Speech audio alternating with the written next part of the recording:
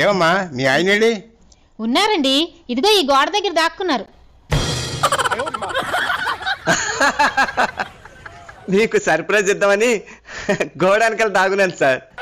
Surprise తర్వాత ఇదివు కానీ ముందు ఇంటే దివ్వు. సార్ నిన్నే మీ అద్దె ఇచ్చేద్దాం అనుకున్నాను సార్. మా ఆవిడికి ఒంట్లో బాగోకపోతే హాస్పిటల్ తీసుకెళ్ళాను సార్. అక్కడ డబ్బులన్నీ ఖర్చు అయిపోయాయి సార్. వచ్చే నెలలో 2 నెలల అద్దె కలిపేసి ఇచ్చేస్తాను సార్. ఏంటి మీరు మర్చిపోయినట్టున్నారు, నిన్న మనం హాస్పిటల్కి వెళ్ళలేదు, అక్కడ సినిమాకి వెళ్ళాం. అంటే సార్ ముందు అఖండ సినిమాకి వెళ్ళాం, తర్వాత హాస్పిటల్కి వెళ్ళాం. తర్వాత హాస్పిటల్కి వెళ్ళలేదండి, మనం మటన్ బిర్యానీ తినడానికి హోటల్కి వెళ్ళాం.